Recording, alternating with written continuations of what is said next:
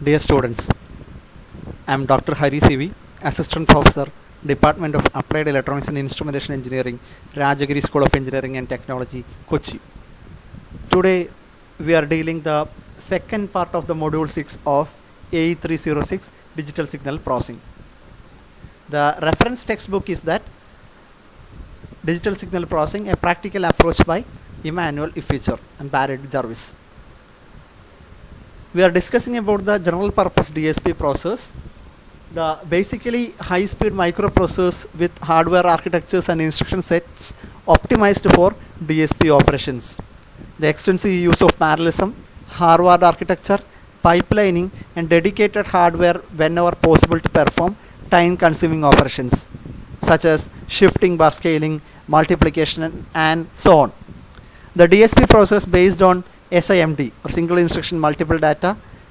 Similarly, the very long instruction word and superscalar architecture are being introduced to support efficient parallel processing. Basically, general purpose DSP processors are two types: fixed point DSP processors and floating point DSP processors. The fixed point DSP processors, the classification of DSP processors into 4 different generations is partially based on the historical reasons, architectural features, similarly the computational performance.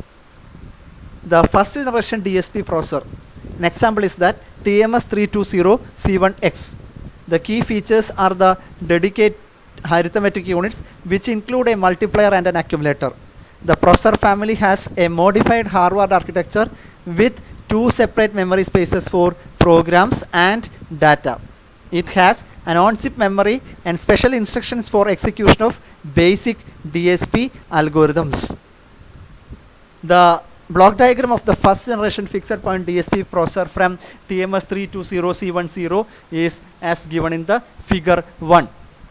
The features are as here you can see that in this case the 2 16-bit program and data memory, similarly the 16x16-bit multiplier unit, it will produce a 32 bits output, and similarly the 32-bit ALU, 32-bit accumulator are the different features of the first generation fixed point DSP processor by TMS320C10. The second generation advanced version of the first generation, in this case the different features are much larger on-chip memories and more special instructions to support efficient execution of DSP algorithms. The computational performance is 4 to 6 times than that of the first generation. The typical second generation processors are Texas Instruments TMS320C5X, Motorola DSP5600X, Analog Devices ADSP21XX, and similarly the Lucent Technologies DSP16XX. The second generation fixed point DSP from TMS320C50, the corresponding block diagram is as shown in the figure 2. The different features are dual internal memory spaces. Special instructions for DSP operations include multiply and accumulate with data move instructions. The C1X has very limited internal memory, but the advanced version C5X provides more on-chip memory. Now the Motorola DSP5600X, the second generation, it is also a second generation fixed point DSP processor. The block diagram of the Motorola DSP5600 is given in the figure 3. The different features are high precision fixed point digital signal processor, internally 2 independent data memory spaces, the X data and Y data memory spaces, and 1 program memory space. Having 2 separate data memory spaces allows a natural partitioning of data for DSP operations and facilitates the execution of the algorithm. During the program execution, pairs of data samples can be fetched or stored in internal memory simultaneously in one cycle. The arithmetic units consist of 2 56-bit accumulators and a single cycle fixed point hardware multiplier accumulator. The MAC accepts 24-bit inputs and produces a 56-bit product.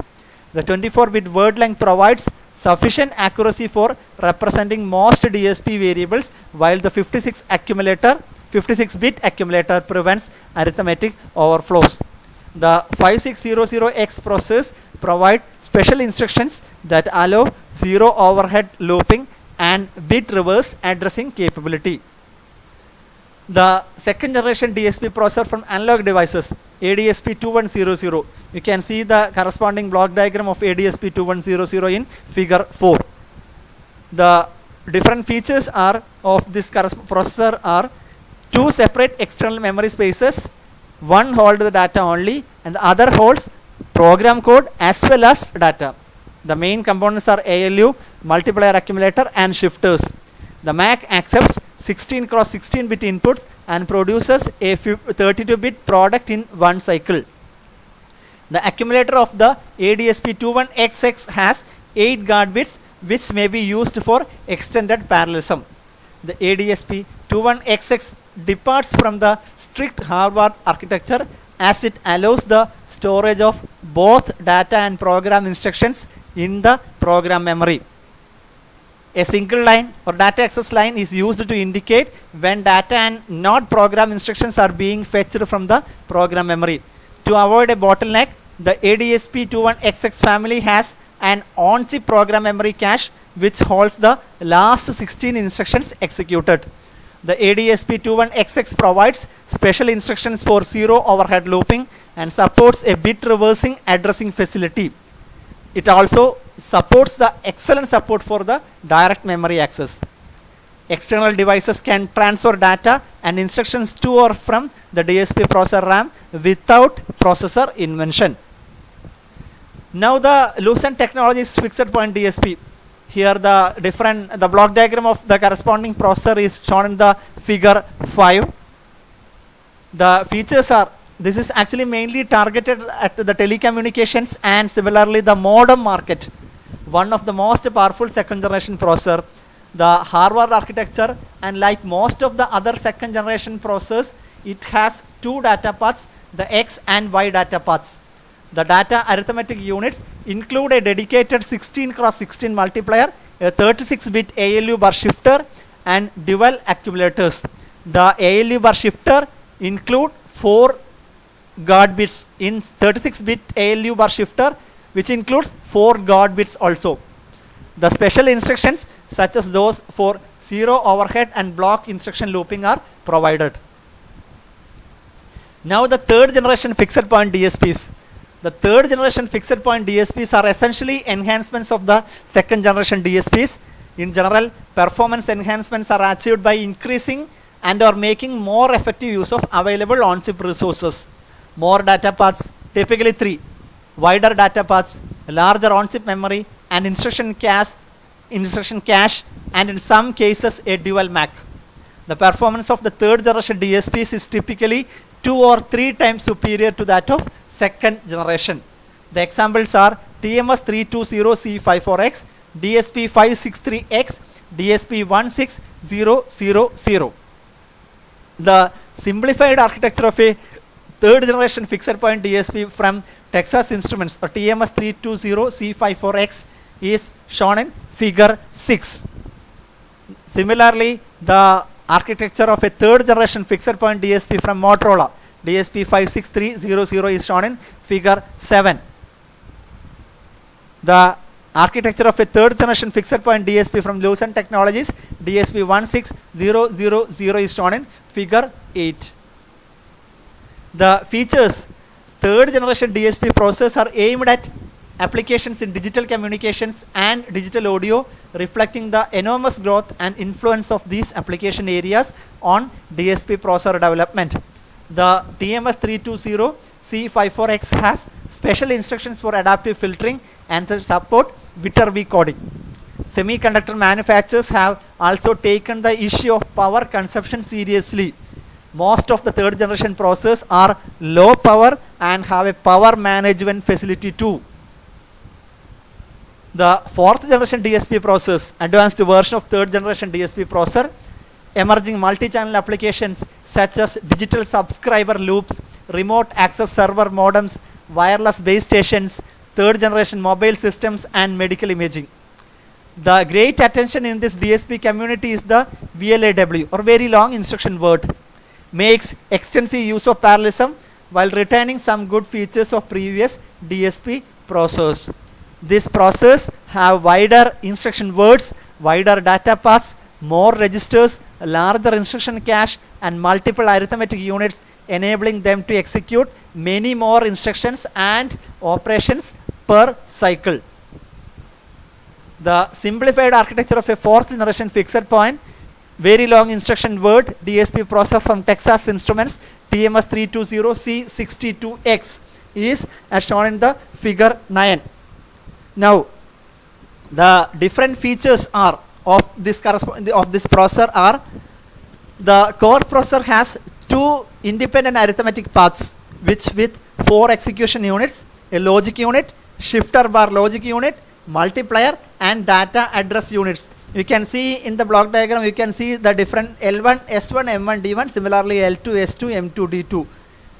Logic unit, shifter bar logic unit, multiplier, and data address units. The core processor fetches 32-bit instructions at a time, giving an instruction width of 256 bits, and hence the term very long instruction word. With a total of 8 execution units, 4 in each data path, the TMS320C62X can execute up to 8 instructions in parallel in one cycle. The processor has a large program and data cache memories.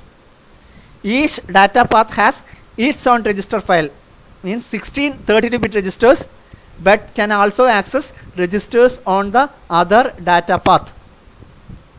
The advantages are simplicity, similarly the computational performance. The disadvantages are increased program memory usage. Similarly, the optimum processor performance can only be achieved when all the execution units are busy, which is not always possible because of data dependencies, instruction delays, and restriction in the use of the execution units. Sophisticated programming tools are available for the code packing, instruction scheduling, resource assignment, and in general to exploit the vast potential of the processor. The different features of the general purpose fixed point DSPs are given in the figure 10. You can see the different generations in the first column 1, 2, 3, 4. Similarly, the fixed point DSP processor names, the data path bits, number of data paths, data word length, accumulator word length, instruction width, on-chip RAM size, instruction code size, number of multipliers, and similarly the performance index are given in this figure. The different features of all generation DSP processor, all generation fixed point DSP processor are given in this table. Now, the next is floating point DSP processors. The ability of DSP processors to perform high speed, high precision DSP operations using floating point arithmetic will give good and accurate results. This minimizes finite word length effects such as overflows, round of errors, and coefficient quantization errors inherent in DSP. It also facilitates algorithm development, as a designer can develop an algorithm on a large computer in a high level language and then port it to a DSP device more readily than with a fixed point. The first generation from Texas Instruments TMS320C3X is the best known first generation general purpose floating point DSPs. 32-bit single chip digital signal processors and support both integer and floating point arithmetic operations. Similarly, they have large memory space and are equipped with many on-chip peripheral facilities to simplify the system design. These include a program cache to improve the execution of commonly used codes and on-chip dual access memories. The large memory spaces cater for memory intensive applications, for example, graphics and image processing. Now the second generation, it supports multiprocessing and multiprocessor. The key issues in multiprocessor support include inter-processor communication, similarly the DMA transfer and global memory sharing. The best known second generation floating point DSP families are TMS320C4X, ADSP2106X Shark. The C40X family has good input-output capabilities. It has 6 communication ports for inter-processor communication and 6 32-bit wide DMA channels for rapid data transfers. The architecture allows multiple operations to be performed in parallel in one instruction cycle. The ADSP2106X Shark DSP processor are also 32-bit floating point devices. They have large internal memory and impressive input-output capability, 10 DMA channels to allow access to internal memory without invention, and 6 link ports for inter-processor communications at high speed. The architecture allows shared global memory, making it possible for up to 6 Shark processors to access each other's internal RAM at up to full data rate. The third generation take the concepts of parallelism much further to increase both the number of instructions and the number of operations in a cycle to meet the challenges of multi-channel and computationally intensive applications. This is achieved by the use of VLAW and superscalar architectures. The two leading third generation floating point DSP processor families are TMS320C67X and analog devices ADSP TS001. The Tiger Shark DSP family supports mixed arithmetic types, both fixed and floating point, and data paths 8, 16 and 32-bit numbers. As with the TMS320C67X, the Tiger Shark is aimed at large-scale multi-channel applications such as third-generation mobile systems, digital subscriber lines, and remote multiple access server modems for internal services. The Tiger Shark, with its static superscalar architecture, combines the good features of VLAW architecture, conventional DSP architecture, and RISC computers. The different features of general purpose floating point DSP processor are given in figure 11. The different generations are represented in the first column. The examples of fixed corresponding floating point DSPs are given. The data path width, number of data paths, data word length, accumulator word length, instruction width, on-chip RAM size, instruction cache size, number of multipliers, and performance index. The more details are available in this reference. These are the different types of floating point DSP processor. This presentation is actually basically concentrated on the fixed point and floating point DSP processors. Thank you.